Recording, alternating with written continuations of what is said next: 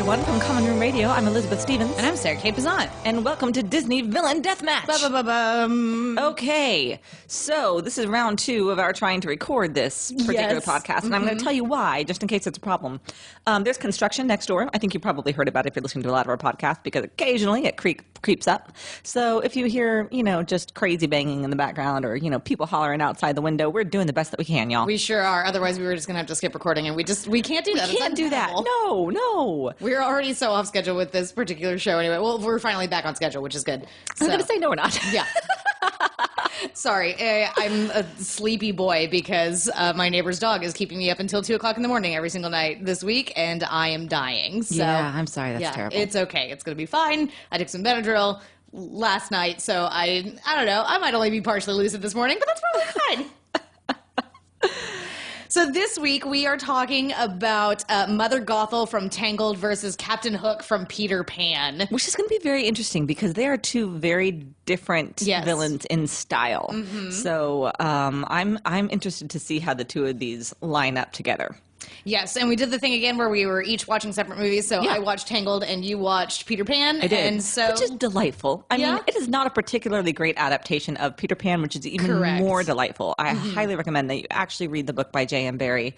It's, I think it's only like $2 or $3 on a Kindle, and no matter where you buy it, still today, the proceeds from buying the book Peter Pan go straight to that wonderful children's hospital in London. Yes. So just buy it, read it. It's lovely. It's beautiful. It's touching. It's moving. And the Disney movie is also cute-ish. Yeah, it's fine. It's fine. It's a little racist. Right. It's a little racist. Yeah, it's definitely not my favorite adaptation of the book. So I totally agree that you should just go and get it and read it. Peter Pan is an excellent story. It's such an excellent story. It's really delightful. It's not a long read either. No, not at all. Yeah, you'll be happy that you did, and it's got beautiful prose. Absolutely. And Tangled is one of my very favorite Disney films. Yeah, Tangled is gorgeous. It's one of my favorites too. It had so many excellent scenes that really stick out in my mind. The lanterns especially. Yes. And her when she first goes into the town courtyard. Yes. And then I think also when she first leaves her tower. Those are the scenes that really stick out in my mind. All these bright, warm, fantastic colors. It's really fantastic and really wonderful. So let's go ahead and start talking about our villains of these pieces. Let's talk about our first impressions. What were your first impressions of Captain Hook? Well, first, I think I want to add a little addendum onto the Captain Hook thing, just because, again, if you read the book, you really know this, or if you're familiar with the way that this play and the adaptation has always been presented, is that you're supposed to draw an analogy between Mr. Darling and Captain Hook, and they're almost always the same actor, or in this case, voice actor. Yeah. So, first of all, I found Mr. Darling. He's the one that he was my first impression. I just want to real quick say I hate that guy. He's real bad.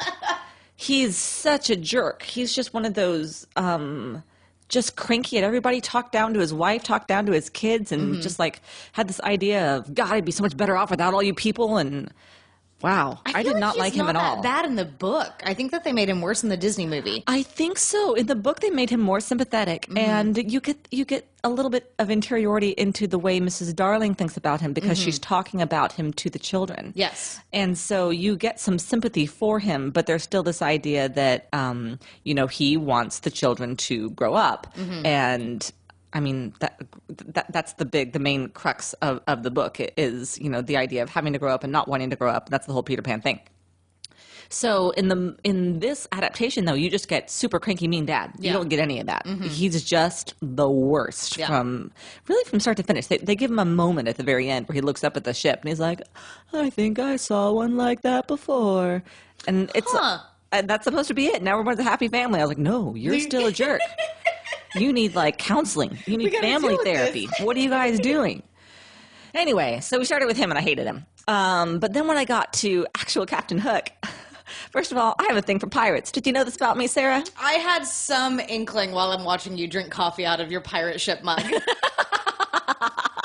With the pirate ship behind you. Yes. And a skull over here. And my yeah. black sails shot glasses. Yep. Yeah. So, and really just ships in general. His whole getup with his big frilly collar and his great like velvet coat and the big boots and the wild hair and the twirly mustache all makes me pretty happy. Yeah. So I really liked the first impression of him. Although I have to say he did not seem, usually I describe the Disney villains as being like really sinister or dark or creepy. He is not that.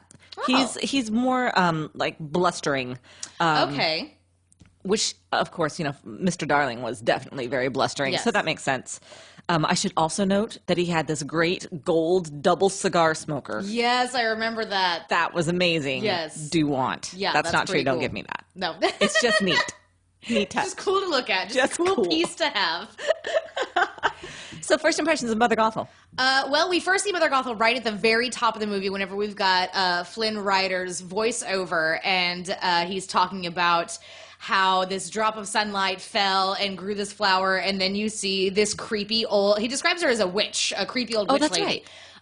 And she finds this flower and she sings to it and is using this flower to keep herself young and beautiful for centuries. He tells us that centuries have passed. And so, very first impressions, creepy old lady who sings to a flower to keep her youth. Okay, not particularly insidious in any form or fashion. But then we find out that the queen of the kingdom of Corona is having a baby and she gets sick. And so they find the magic flower, they turn it into a drink to give to her, and then Rapunzel is born. And Rapunzel is born with blonde hair. And so Mother Gothel, the witch, goes to try and steal some of Rapunzel's hair so that she can keep using the magic of the flower to keep her young. But it turns out that whenever you cut off Rapunzel's hair, it turns brown and doesn't grow, I guess. We see later in the movie that 18 years have passed and that like little lock of brunette hair has not grown at all since it was cut. So that haircut at the end of the movie, hope she really likes it. I hope so. That's your forever hair. It's a great haircut. I get that haircut every year. In real life.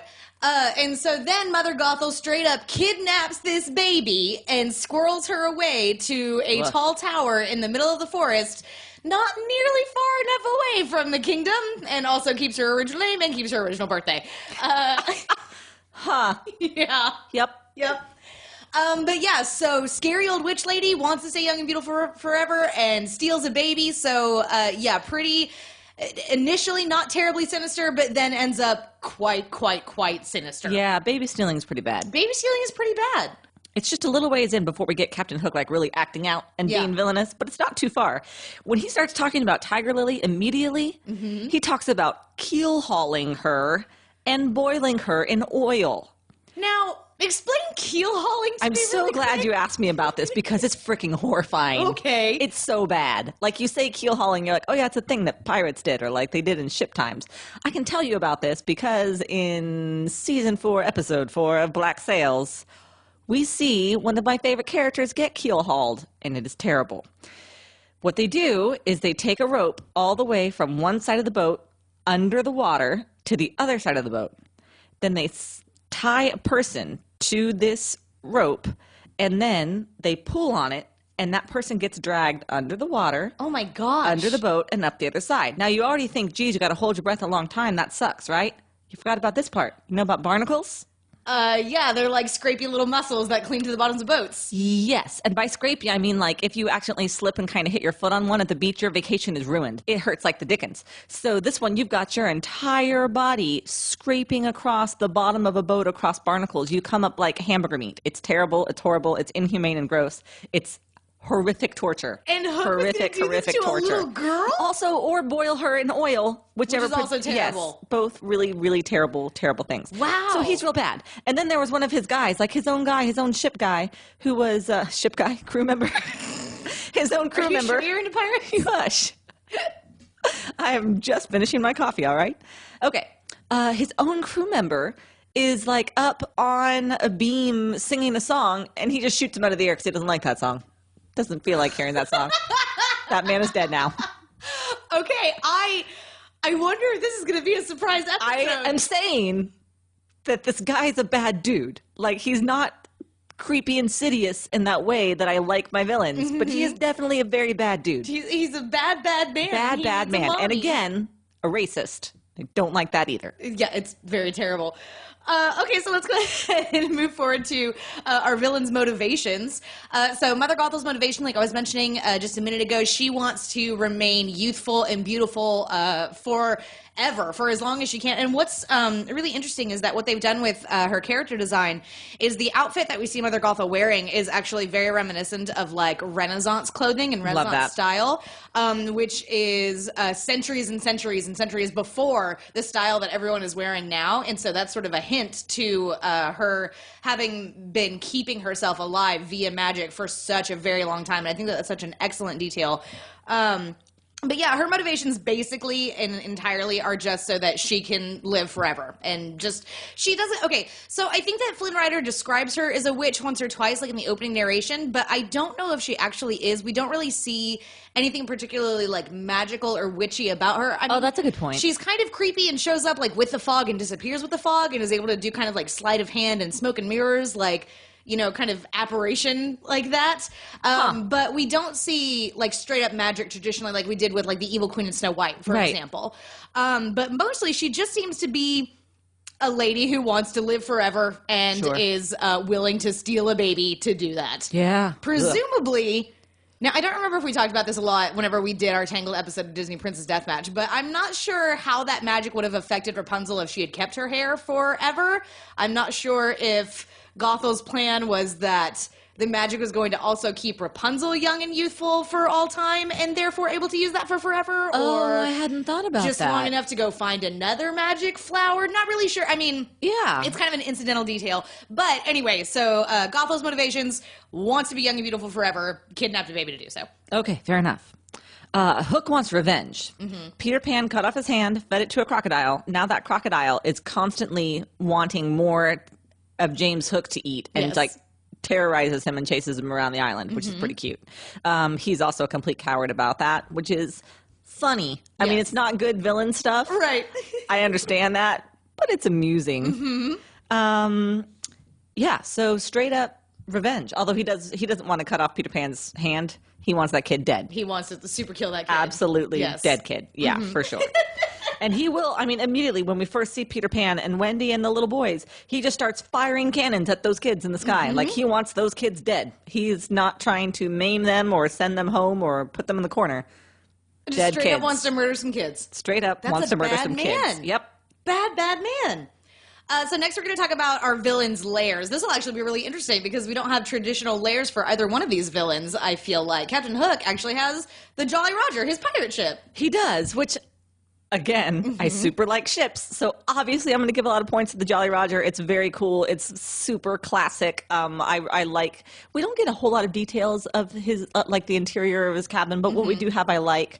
Can I just talk for just a real quick minute about? Remember the interior in Hook? Yes. Oh my God, you were it's gonna so bring this cool. up. Yeah. Which we can't grade, of course. But Right. I'm just saying, remember that, you guys? It was really cool. It was really beautiful, really awesome. It had like the model of all of Neverland and all this other stuff, and like his huge like shelves and shelves of all of his shiny boots. And Hook is a good movie. It's a good movie. Oh my God, what a set! So we've got the Jolly Roger, which is great, and then but we do also have this like Skull Island place where he takes like the Skull Cave where he takes Princess Tiger Lily, which is also really neat and grim and cool. So he's kind of got two different places that he sort of lurks in, and I have to give top marks to both of them. I think they're great. Yeah. Mother Gothel's quote-unquote lair is basically just this giant tower that initially we don't think there's any way in or out of this tower without the use of Rapunzel's hair, but then come to find out that there actually is like a secret entrance down at the base of the tower, which is hidden behind lots of ivy and some loose bricks and things like that, which makes total sense because when you've got a toddler, there's no way the toddler's hair is long enough to get you in and out of the tower yet. Oh, sure, yeah. But otherwise... It's really homey and really quite a lovely tower. Rapunzel has gone through and decorated all the walls. She's painted all over everything. There's lots of like good natural lighting, open windows. It's one of the better, homier lairs we've ever seen, but not particularly... I keep coming back to this word. Not particularly insidious, not particularly sinister. Sure. Actually, a pretty cool place. Huh. Yeah. Okay. Like, I wouldn't mind going on, like, a weekend getay there. Like a bed and breakfast. Yes, like a bed and breakfast, tall tower that you're basically trapped in. So, yeah, I think that Hook definitely wins out that particular bout of battle. So let's talk about minions. Oh gosh, I am just not realizing like this is. I was so certain that Gothel was going to win this hands down, but now like we're going through these categories and talking about it, and now I'm not so just sure. a little nervous, right? Yeah, she's a fascinating character, but that doesn't make her a good villain. that's true. Mm-hmm. I mean, she is evil, and I hate her guts. Oh yeah, definitely. Yeah. I would say that Hook isn't necessarily a fascinating character, but he is a good villain. I mean, he's a villainy villain. That's true. Yes, quite villainous. So let's talk about his minions. Okay, well, he's got, of course, his pirates, but really he's got Smee. You guys, I love Smee. Smee is funny in every iteration I've ever seen of him. He's just pretty adorable and cute. He's very loyal to Captain Hook, but also not particularly competent. Yes. Which is amusing. Hook really relies on him, though, including, like, for comfort, which is pretty cute. So Smee is always, like, taking care of him, taking his temperature, this sort of thing, and also helping him, like, relaxing him when the crocodile's coming. Yes. And, you know, he shaves him, and it's just pretty darling, actually. I really enjoy everything with Smee. I'm trying to think if Smee actually gets any work done, like, villainous work. I think the best that the minions of Hook do is to help the captain get all the way to Peter Pan's hideout, and they deliver this really pretty wrapped present that says it's from Wendy, which is pretty smart, actually. It says, "Do not open until 6 o'clock," and it's a bomb. It's going to blow this kid to smithereens. No more Peter Pan. This kid will be pink mist. That's pretty good. Throughout most of the movie, Mother Gothel doesn't actually have any minions, and the closest thing that she gets to that, I think, are these Stabbington brothers, which, once again, can I just say how much I adore that these two guys are called the Stabbington brothers? It's one of my favorite, like, bit jokes in any Disney film ever. And they're pretty intimidating. They're actually a lot more intimidating than she is. They're both very tall. One's got an eye patch, the other's got a scar down his face. They're really, like, hulking and broody and all of this. And they help her to kidnap Flynn Rider and tie him to the boat and send him back to the kingdom to take the fall for, well, I mean, not just the fall. He did steal Rapunzel's crown and all of this. Yeah. But send him back that way. And then Gothel promises them, like, more money than they've ever dreamed of because of the power of Rapunzel's hair. So they go and try to kidnap her as well. And then Gothel beats them with a stick, which is really impressive. Like, just knocks those dudes straight out. Yeah, they're massive. Yeah, they're, like, way bigger than she is. And also, there's two of them. So maybe she's way stronger than I'm initially giving her credit for. They are a little bit loyal to her just because they're mercs, so I guess they're really loyal to money. Yeah. And then she takes them out with, like, shocking ease. I don't think a lot of points there for Gothel for minions. Oh, man, this is getting really hired wacky. Help does not a minion make. That's true. That's very, very true. It kind of does. I mean, I suppose so. Anyway, hired help a merc makes. That's true. Sure. So let's talk about means to their ends. How were they attempting to achieve what they wanted to achieve? Okay, so Hook went about this two ways. First, he kidnapped the Princess Tiger Lily. He tied her to a rock to let her slowly drown as the tide came in until he gave up the whereabouts of Peter Pan's hideout. Peter Pan saved her. I would like to, however, point this out as well. What he says to her, because it's also like crazy emotional manipulation, he says to her, "Remember, there's no path through water to the happy hunting ground." Oh, so snap. Not only is he going to slowly drown her, but he's also denying her her people's eternity. Wow. Yeah, so no, he's a real bad dude. Wow. Yes. Then he takes advantage of the very jealous Tinkerbell. I have to say, I really hate Tinkerbell, too. She's not great. But you know what? Again, in the book, we learn that fairies are so small that they can only feel one emotion at a time. Yes. So right now, she's feeling jealousy and rage, right? So anyway, he takes advantage of Tinkerbell and convinces her to give up where Peter Pan's lair is.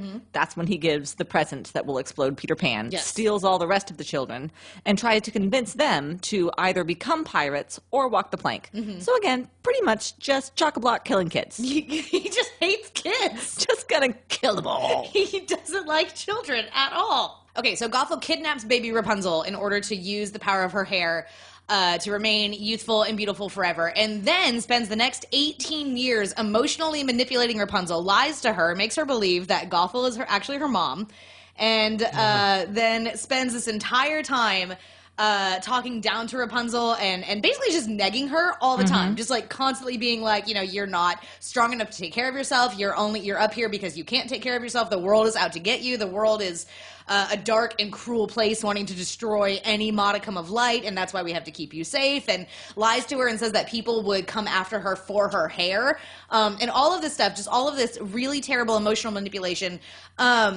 is constantly like turning any negativity away from herself and back onto Rapunzel, saying things like, oh, okay, you want me to be the bad guy, so I'm the bad guy now, and is just the worst. She's the worst. Yeah, just absolutely terrible. As an actual character. Like she legit is loathsome. the worst. Yes, yeah. No, absolutely loathsome is absolutely accurate. At one point, she's talking to Rapunzel and saying, everything I did to protect you. And it's just like, first of all, she didn't ask you to do that. Secondly, locking a child in a tower for 18 years is not protection. Then she is, whenever Rapunzel leaves with Flynn and Gothel finds out, she takes the Stabbington brothers, and is going to go and, kill Flynn Rider. She stabs Flynn Rider to, to stop him from taking Rapunzel away from her. She was going to finally drag Rapunzel away from the kingdom and take her away. Was pretty much willing to just be absolutely awful and terrible and just literally the worst person in order to achieve her own ends of youth and vitality and beauty and all of this at the expense of Rapunzel, who it turns out, despite being raised in this really terrible negative environment, is a very good person. Yes. Like just a wonderful human being, whose light would not be quenched. I like that. These are two very different villains. They're very, very different. Yes. So now let's talk about how they bit it. How did our villains die this episode? Oh, man. I'll do mine real quick because, God, I love Mother Gothel's death. It's so very, cool. very It's one of the coolest things Disney's ever done. Okay, so Hook, we do not know that he actually dies. He just gets chased off. Yes. He gets thrown overboard, and because he's in swashbuckling match with Peter Pan, who wins. He goes overboard, the crocodile is there, and the crocodile chases him off screen, basically, like far away across the horizon. Yes. Exactly, across the horizon. So maybe he gets eaten by a crocodile, maybe not. You mentioned that he's in the sequel, which doesn't actually count, but I'm just saying we don't actually see the dude die. Yes, which has happened before, so that's fine. So chased off by a crocodile. His skipping over the ocean capabilities alone is something to be fascinated by. Pretty interesting, yeah. Not really sure how that works out. So the way that Mother Gothel dies is directly tied to Rapunzel's haircut, which I had never said that sentence out loud. But Rapunzel is trying to save Flynn. He's just been stabbed, and so Flynn cuts off all of her hair, and then Mother Gothel ages about 300 years in the span of a minute and a half. And is shriveling up and like mummifying before our very eyes. She's stumbling back towards the window. Pascal grabs a lock of hair, jerks it backward. Gothel trips over that, tumbles out the window, and we don't see her hit the ground because she disappears into a fine gray aged mist. Yep. And is just she blown just turns to the wind. dust. Yeah, turns to dust, which is kind of a neat. I think that we've talked about before how like falling to your death is pretty standard for Disney villains, but I really like this slight change where it's and the cloak just rippling to the ground. Yeah. Really there was gorgeous. just nothing there. She literally ceased to be. Yes, yeah, it was pretty amazing. Yeah. Okay, girl. So what do we think? Well, now, all right. Who are they trying to kill, or what are they trying to do? What are they trying to do? Okay, let's pit these two against each other. Well, Gothel wants to remain young and beautiful, and Hook hates kids. So there's something there. So there's a young, beautiful kid. Yes. Who has the power of youth and beauty. Yes. Sure. Okay, wait, let's do it this way. Let's say there's like a fountain of youth in a tower. And Mother Gothel wants to get to the fountain of youth, obviously, for obvious reasons. Hook wants to get there to drain the fountain so there are no more children ever. Yes. Okay, that's great. I love it. Okay. Is the tower on an island? I don't know. That's interesting. Although now we know that his pirate ship flies. Well, it didn't fly when he had it, though. That's True, but you just have to sprinkle pixie dust on it. No, that's not how we do ship this. thinks happy thoughts. That's not how we do this. I don't understand how that part happened. The ship was sentient the whole time. God, if it's a sentient ship, that changes everything. It sure does. No, let's say they were on. I mean, the Kingdom of Corona is technically an island. It's a big island. I was going to say, they're both on islands. So, so let's say we're on a new island. Okay, that sounds great. So I think that Hook would be able to probably get there faster because he's got this big old ship. I mean, I'm assuming that Gothel would be able to, like, pay her way onto a ship. But, I mean, she's not just going to, like, magic carpet her way over there or anything like that. So Hook would probably beat her to the island. And then he does have cannons to just shoot the tower. I mean, she has a lot of wiles, but he has just like flat out the aggression. Manpower and aggression. Yeah. She's got like that cold anger that is like very calculating and takes a long time to like bubble to like the surface. Like the slow simmer? Yes. Yeah, for sure. Whereas he's definitely like boiling over pretty much constantly. Yeah, no, the only thing that's the challenge for him is he had trouble finding Peter Pan's hideout, but again, he got to that pretty quickly too. That's true. Well, and I mean, I don't know how long Hook has been in Neverland, but I mean, like, that island is not very big. I feel like he was not trying very hard. Although, it was a real good hiding spot. In the book, okay, this has nothing to do with the Disney film, but again, in the book, Neverland constantly is changing all the time. Which is so cool. Yeah, I think it's so neat. Guys, read the book Peter Pan. It's really, really wonderful. It's very neat, yeah. Yeah, I think that, I mean, because here's the other thing. I mean, like, once, even if Gothel got to the Fountain of Youth beforehand, I mean, if it was... Okay, let's say this. Let's say they get there at the same time. Okay. Then what happens? Okay, well... She's dead. Sorry, spoilers. She's probably dead. Yeah. But, I mean, I don't know. Okay, so here's the other thing is that it depends on whether it's, like, a one-time use Fountain of Youth or if it's something you got to keep going back to, like, with the magic hair. Because if it's a one-time thing, all she needs to do is just be like, you can kill this, but, like, hold up, like, 2 seconds so I can take a shot of this, and then I'm good, bye. But if it's something where, like, she needs to keep coming back, she's going to have to, like, get Hook out of the picture so he doesn't destroy it. I think you have to keep coming back. Okay, all right. Well, once Hook blows the thing up, and he does, I mean, like, clearly the man knows his way around demolitions. It's true. Once he delivers the present to the fountain. Mm-hmm. It says do not open until 6 p.m. From Wendy. I think Hook wins. I think Hook gets it. I really do. This is untenable. I cannot with this.